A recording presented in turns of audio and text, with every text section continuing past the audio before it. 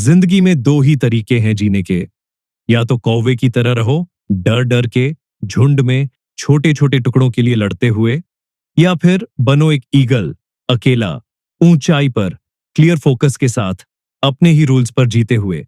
लेकिन सवाल यह है, क्या आप तैयार हो अपनी सोच को बदलने के लिए? क्या आप सीखना चाहते हो वो ईगल माइंडसेट जो आपको भीड़ से अलग और सबसे ऊपर ले जाएगा?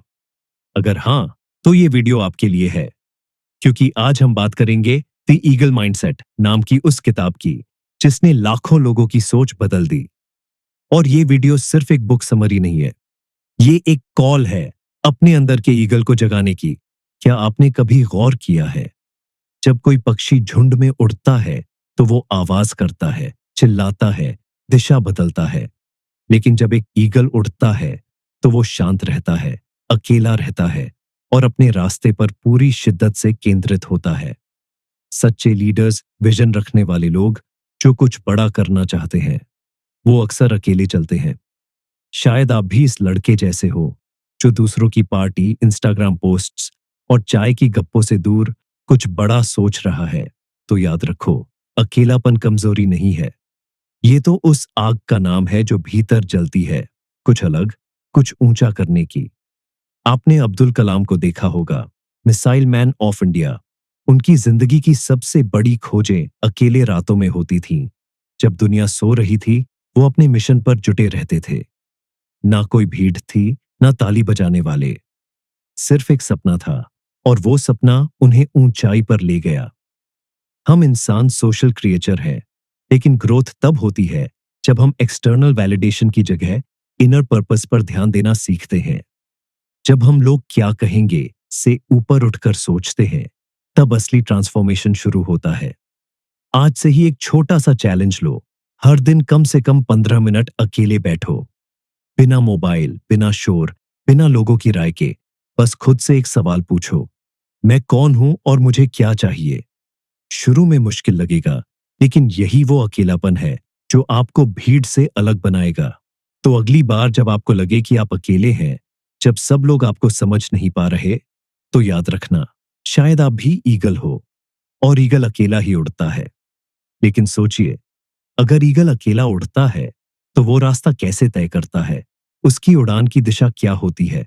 क्या उसे दिखता है कि वो कहां जा रहा है, जबकि बादल उसके रास्ते को ढक लेते हैं? क्या आपने कभी सोचा है, एक ईगल को क्लाउड्स के पार क्या नजर आता है? और क्या हम भी अपने जीवन में क्लाउड के पार देख सकते हैं? जिंदगी में कई बार ऐसा समय आता है जब रास्ता नहीं दिखता, हर तरफ धुंध होती है, कंफ्यूजन होता है, डर होता है। ऐसे में सवाल ये नहीं है कि रास्ता क्यों नहीं दिख रहा, सवाल ये है, क्या आपकी नजर इतनी तेज है कि आप बादलों के पार देख सको? ईगल जब आसमान में उड़ता है और बादल आते हैं, तो वो नीचे नहीं रुकता, वो और ऊपर उड़ता है, इतना ऊपर कि वो तूफान के ऊपर से गुजर जाए। लेखक कहते हैं, सच्चे विजनरी वही होते हैं जो मुसीबतों में रास्ता नहीं ढूंढते, बल्कि उस मुसीबत के पार सोचते हैं। आपके दोस्त कह सकते हैं, ये सब करना टाइम वेस्ट है। रिश्तेदार पूछ सकते हैं, तुम्हारा होगा क्या? और दुनिया हंस सकती है आपकी सोच पर। लेकिन अगर आपके पास विजन बियॉन्ड द क्लाउड्स है, तो आप इन सब आवाजों से ऊपर उठ सकते हो। स्टीव जॉब्स को जब एप्पल से निकाला गया था, लोगों ने कहा उनका करियर खत्म। लेकिन उन्होंने अपने विजन को नहीं छोड़ा। उन्होंने नेक्स्ट और पिक्सार जैसी कंपनियां बनाई, और जब एप्पल ने उसे वापस बुलाया, वो विजन एक ऐसी क्रांति बन गया जिसने पूरी दुनिया बदल दी। उन्होंने वो देखा जो और कोई नहीं देख सका, क्योंकि उनका फोकस कभी धुंध में नहीं फंसा, वो हमेशा क्लाउड्स के पार देखते रहे। हमारा दिमाग डर के समय इमीडिएट सर्वाइवल पर शिफ्ट हो जाता है। हम सिर्फ अभी की परेशानी, अभी का तनाव और अभी की नाकामी देखते हैं। लेकिन विजनरी लोग डिलेड ग्रेटिफिकेशन की ताकत समझते हैं। वो जानते हैं, आज का तूफान कल की ऊंचाई के लिए जरूरी है। आज रात सोने से पहले एक खाली कागज लो और उस पर ये दो सवाल लिखो। पहला, अगर डर न होता तो मैं क्या कर रहा होता? और दूसरा, मैं 5 साल बाद खुद को कहां देखना चाहता हूं? ये दो सवाल आपको खुद की क्लाउड से ऊपर उठने की ताकत देंगे। जब आप विजन रखते हो, तो रास्ता खुद बनता है। और जब आप क्लाउड्स के पार देखना सीख लेते हो, तो कोई तूफान, कोई डर आपको रोक नहीं सकता। लेकिन जरा सोचिए, जब ईगल क्लाउड्स के पार पहुंचता है, तो क्या सब आसान हो जाता है? या फिर उसे झेलनी पड़ती है सबसे बड़ी परीक्षा, तूफान की? क्या आपने कभी सोचा कि जो चीजें दूसरों को गिरा देती है, वो ईगल को ऊपर क्यों ले जाती है? जब तूफान आता है, ज्यादातर पक्षी डर के मारे पेड़ों में छुप जाते हैं। लेकिन एक पक्षी ऐसा है जो उस तूफान की सीधा आंखों में देखता है, उसे चैलेंज की तरह लेता है। वो है ईगल। और ईगल क्या करता है? वो हवा की तेज लहरों का इस्तेमाल करता है ऊपर जाने के लिए। वो तूफान से भागता नहीं, उसका इस्तेमाल करता है। क्या आपने भी कभी ऐसा महसूस किया है कि पूरी दुनिया आपके खिलाफ हो गई हो, कि एक ही समय पर सब कुछ बिगड़ने लगा हो? दोस्त दूर, परिवार नाराज, रिजल्ट खराब। तो सुनो दोस्त, वो तूफान तुम्हें गिराने नहीं, तुम्हें उड़ाने आया है। क्या आप जानते हैं, हैरी पॉटर की रचयिता J.K. रोलिंग को 12 पब्लिशर्स ने रिजेक्ट कर दिया था। उस समय वो तलाकशुदा थीं, एक बच्ची की सिंगल मदर थीं और बेरोजगार थी। लेकिन उन्होंने हार नहीं मानी। उन्होंने उस तूफान में अपनी कलम को तेज किया और वही किताब बनी दुनिया की सबसे बड़ी फिक्शन सीरीज, क्योंकि उन्होंने तूफान को मौके में बदलना सीख लिया था। साइकोलॉजी कहती है, जब इंसान प्रेशर में होता है, तो दो इंस्टिंक्ट्स एक्टिवेट होते हैं। फाइट या फ्लाइट पर कुछ खास लोग होते हैं जो इन दोनों से आगे बढ़ते हैं। वो लर्न एंड राइज करते हैं। वो जानते हैं, हर परेशानी एक डिस्गाइज टीचर है। जब अगली बार कोई दिक्कत आए, कोई रिजेक्शन, कोई बुरा दिन, तो एक कागज पर सिर्फ 2 कॉलम बनाओ। पहला, मैं क्या खोया? और दूसरा, मैं क्या सीख सकता हूं? हर तूफान के बाद जब आप पीछे मुड़कर देखोगे, तो महसूस करोगे, तूफान ने तुम्हें नहीं तोड़ा, तुम्हें मजबूत बनाया। तो अगली बार जब जिंदगी एक तूफान लेकर आए, तो मत घबराना। अपने पंख खोलना और कह देना, मैं तैयार हूं। क्योंकि तूफान का असली नाम है अपॉर्चुनिटी इन डिस्गाइज। लेकिन जरा सोचिए, अगर ईगल तूफान से निकलकर और ऊपर उड़ता है, तो फिर वो क्या करता है? ऊंचाई पर जाने के बाद क्या उसका काम खत्म हो जाता है? या फिर वो खुद को और तेज करने और मजबूत बनाने का अगला कदम उठाता है? क्या आपने कभी सोचा, ईगल अपनी चोंच को खुद पत्थर पर क्यों मारता है? वो खुद को क्यों तोड़ता है, जब वो पहले से ही सबसे ऊपर उड़ रहा होता है? क्या आपने कभी सोचा है कि एक ईगल जो पूरी जिंदगी तूफानों से लड़ता रहा, ऊंचाइयों को छूता रहा, वो अचानक एक दिन चुपचाप पहाड़ की चोटी पर जाकर बैठ क्यों जाता है? वो थक गया होता है? नहीं। वो हार गया होता है? बिल्कुल नहीं। वो खुद को फिर से बनाना चाहता है और इसके लिए वो उठाता है सबसे कठिन कदम, खुद को तोड़ने का। वो अपनी चोंच को तोड़ता है, फिर इंतजार करता है। जब नई चोंच निकलती है, तो वो अपने पुराने कमजोर पंजे उखाड़ फेंकता है और फिर कुछ हफ्तों बाद वो फिर से उड़ता है, लेकिन इस बार पहले से ज्यादा ताकतवर होकर। यही है सेल्फ रिन्यूअल, खुद को दोबारा बनाना। और ये सिर्फ ईगल की नहीं, हर उस इंसान की कहानी है जो पुराने कंफर्ट जोन को छोड़कर अपने नए वर्जन को जन्म देना चाहता है। कई लोग अपने कंफर्ट जोन में फंस जाते हैं। वो जानते हैं कि बदलाव जरूरी है, लेकिन डर लगता है, अगर मैं टूटा तो क्या होगा? अगर सब कुछ छोड़ दिया तो क्या नया बनेगा? पर सच ये है दोस्त, जब तक तुम पुराना नहीं तोड़ते, नया बन ही नहीं सकता। एक समय था जब विराट कोहली टैलेंटेड तो थे, लेकिन इनकंसिस्टेंट भी थे। फिर उन्होंने खुद को तोड़ने का फैसला लिया। अपनी डाइट, डिसिप्लिन और माइंडसेट सब बदल दिया। ओल्ड हैबिट्स को खत्म किया, फिटनेस को मिशन बना लिया। और आज वो सिर्फ क्रिकेटर नहीं, बल्कि एक उदाहरण है शार्पनेस थ्रू सैक्रिफाइस का। न्यूरोसाइंस कहता है, हमारा दिमाग न्यूरोप्लास्टिक होता है। मतलब हम अपने पैटर्न्स, बिलीफ्स और आइडेंटिटी को बदल सकते हैं। लेकिन ये तभी मुमकिन है जब हम कंफर्ट को छोड़ें और कॉन्शियस पेन को एम्ब्रेस करें। आज एक कागज पर लिखिए वो 3 आदतें या चीजें जो आपको रोक रही हैं, और फिर उनके सामने लिखिए आप उन्हें कैसे छोड़ सकते हैं। जब आप अपनी पुरानी चोंच छोड़ने की हिम्मत दिखाते हैं, तभी आपके अंदर की नई उड़ान शुरू होती है। तो जब जिंदगी आपसे कुछ तोड़ने की मांग करे, डरो मत, क्योंकि जो टूटता है वो बनने की शुरुआत करता है।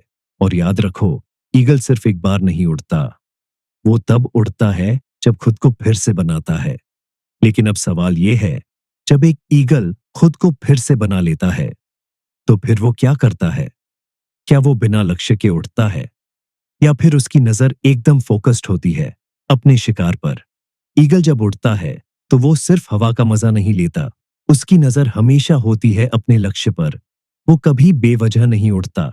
उसके हर पंख की हलचल, हर गिरावट, हर मोड़ बस एक मकसद के लिए होता है, परफेक्ट टाइमिंग, परफेक्ट स्ट्राइक। यही है प्रिसिशन। हम में से कितने लोग दिन भर बिजी रहते हैं, लेकिन बिना किसी फोकस के भागते तो हैं, पर किस दिशा में पता नहीं। यही फर्क है एक आम इंसान और ईगल माइंडसेट वाले इंसान में। वो ऑब्जर्व करता है, वेट करता है और फिर स्ट्राइक करता है, एकदम सटीक। धोनी को देखिए, वो हमेशा शांत रहता है, ना इधर भागता ना उधर। लेकिन जब फिनिशिंग की बात आती है, वो एकदम सटीक शॉट मारता है, वो भी बिना हड़बड़ी के। वो जानता है कि कब क्या करना है, क्योंकि उसके अंदर है हंटिंग प्रिसिशन। हार्वर्ड की एक स्टडी कहती है, क्लैरिटी वाले लोग कंफ्यूज्ड लोगों से 10 गुना तेज ग्रोथ करते हैं, क्योंकि उन्हें पता होता है, मैं सब कुछ नहीं करना चाहता, मैं सिर्फ सही काम करना चाहता हूं, सही तरीके से। जिंदगी में प्रिसिजन का मतलब है डिस्ट्रैक्शन को काटो, डायरेक्शन को पकड़ो। 3 सवाल खुद से पूछिए। पहला, मेरा असली गोल क्या है? दूसरा, इस हफ्ते में क्या एक काम कर सकता हूं जो मुझे उसके करीब ले जाए? और तीसरा, क्या मैं आज किसी चीज में बस बिजी हूं या मैं प्रोडक्टिव हूं? जब आपका मकसद साफ होगा, तब हर एक्शन मीनिंगफुल लगेगा और फिर आप शिकार करेंगे, बिल्कुल ईगल की तरह। याद रखो, दुनिया तेज भागने वालों की नहीं, सही दिशा में उड़ने वालों की है। और जब तुम अपनी ऊर्जा को बिखरने से बचाकर सिर्फ एक टारगेट पर केंद्रित कर लोगे, तो तुम सिर्फ कामयाब नहीं बनोगे, तुम अगला उदाहरण बन जाओगे। लेकिन अब सवाल यह है, जब ईगल ने शिकार कर लिया, अपने गोल तक पहुंच गया, तो क्या उसका सफर यहीं खत्म हो जाता है? नहीं, वो एक और सवाल पूछता है, अब कितनी ऊंचाई चाहिए? क्या आपने कभी सोचा है, कई लोग सफलता पाने के बाद ठहर क्यों जाते हैं, और कुछ लोग उसी मुकाम के बाद और ऊंचाइयों की तलाश में क्यों निकल पड़ते हैं? आखिर हम अपनी जिंदगी की उड़ान कहां तक तय करते हैं और क्यों? क्या ऊंचाई किस्मत तय करती है या फिर हमारा माइंडसेट? क्या तुमने कभी आसमान को देखा है? उसकी कोई सीमा नहीं होती, बस एक सवाल होता है, तुम कहां तक उड़ना चाहते हो? क्योंकि जिंदगी में असली सवाल ये नहीं है कि तुम उड़ सकते हो या नहीं, सवाल ये है, तुम उड़ना कहां तक चाहते हो? और इसी को कहते हैं एल्टीट्यूड माइंडसेट। दोनों में फर्क क्या था? टैलेंट? नहीं। आईक्यू? नहीं। सिर्फ एक चीज, सोच की ऊंचाई। एक ने सोचा, बस इतना काफी है। दूसरे ने सोचा, और ऊपर जा सकता हूं। ईगल भी यही करता है, वो तय करता है कि उसे उड़ना कहां तक है, और फिर रुकता नहीं जब तक वो उस ऊंचाई तक न पहुंच जाए जहां कोई और नहीं पहुंचता। इलन मस्क को देखो, वो पेपाल बनाकर भी रुक सकते थे, पर उन्होंने सोचा, अगर मैं धरती पर रहकर सिर्फ पैसे कमाऊं, तो क्या मैं खुद से संतुष्ट रहूंगा? उन्होंने अपनी ऊंचाई खुद चुनी। Rockets, electric car, Mars mission. उनकी सोच किसी भी स्कूल सिलेबस में नहीं थी, पर उनकी उड़ान उनके माइंडसेट में थी, limitless. Mindset expert Carol Dweck कहती है, your beliefs create your ceiling. मतलब, अगर तुम सोचते हो कि बस इतना ही हो सकता है, तो तुम्हारे लिए सच में बस उतना ही होगा। लेकिन अगर तुम सोचो, मुझे नहीं पता कितना ऊंचा उड़ सकता हूं, पर मैं कोशिश जरूर करूंगा, तो तुम वहां पहुंच सकते हो जहां 99% लोग कभी सोचते भी नहीं। एक कागज पर ये 3 चीजें लिखिए।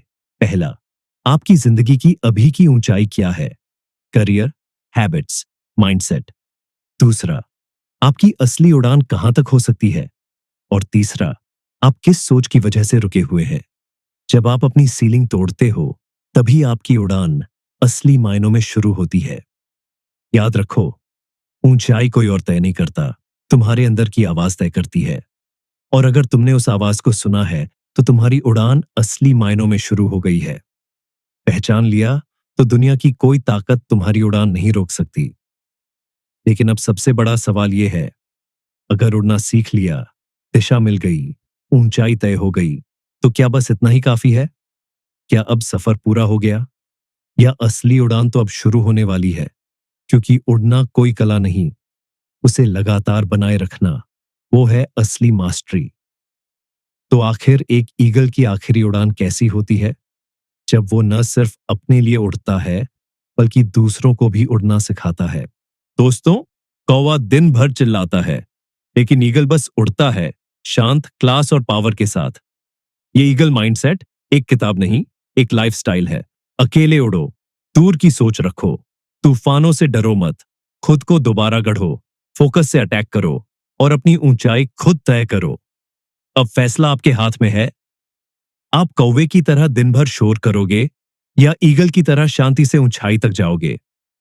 कमेंट में लिखो, मैं ईगल माइंडसेट चुनता हूं। और अगर आपको ये वीडियो पसंद आया हो तो लाइक जरूर करो, शेयर करो अपने उस दोस्त के साथ जो अभी खुद को कमजोर समझता है, और सब्सक्राइब करो हमारे चैनल बुक माइंडसेट को, ताकि हर हफ्ते एक नई सोच आपकी जिंदगी बदल सके।